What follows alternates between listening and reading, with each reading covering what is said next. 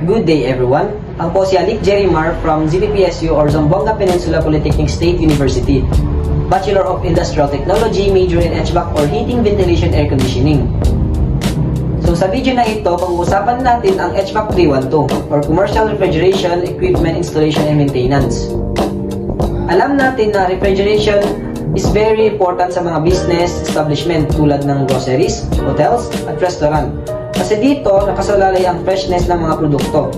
So today, aalamin natin kung paano gumagana at paano ito properly i-maintain. Tara! So the first one is commercial refrigeration. So ano nga ba ang commercial refrigeration?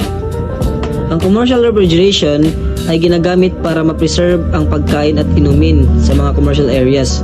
Halimbawa sa mga supermarkets, coffee shop at convenience store. Lahat yan ay umaasa sa refrigeration para mapanatiling fresh ang kanilang items. Isa ito sa pinaka-critical system sa hospitality at food industry. And next, main components ng system.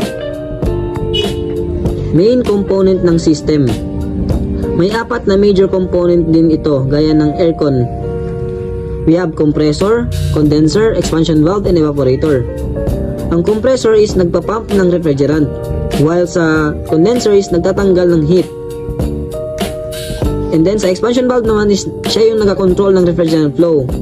And then sa evaporator, siya yung nag-absorb ng init and nagabigay ng cool.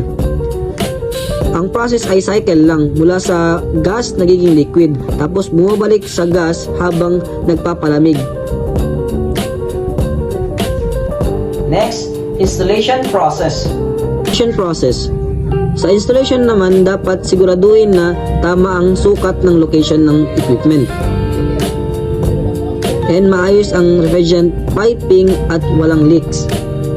And then, secure ang electrical wiring.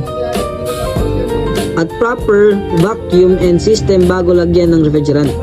Kasi kapag may leak o hindi maayos ang pagkakabit, madali masira ang compressor. Number 4, maintain and servicing.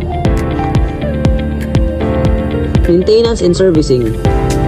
Maintenance ang susi para humaba ang buhay ng system.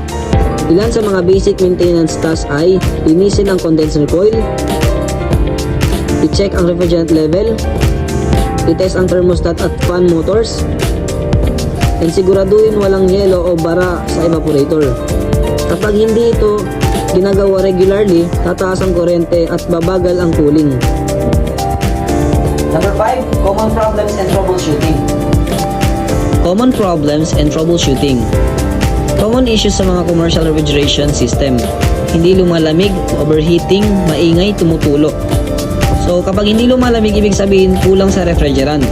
Kapag overheating naman is barado yung condenser. Kapag maingay naman, sira ang compressor o fan. Kapag tumutulo naman or may tumutulo, may bara sa drain line. Kaya dapat laging marunong ang technician mag-troubleshoot gamit ang tools tulad ng gauge at multimeter. And lastly, types of commercial refrigeration units. Commercial refrigeration units. Iba-ibang types ng commercial refrigeration.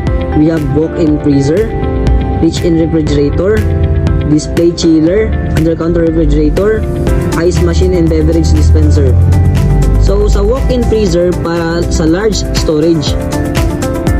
And sa reach-in refrigerator naman, pang daily use sa kitchen. And sa display chiller, pang grocery or convenience store. And sa under-counter ref naman is pang space saving sa bars or sa mga kitchen.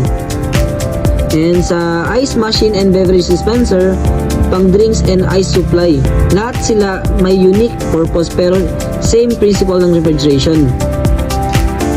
That's all. At dyan nagtatapos ang ating discussion sa Commercial Refrigeration Equipment Installation and Maintenance or HVAC 312. Natutunan natin ang mga components, installation process, at maintenance techniques na kailangan para gumana ng maayos ang system.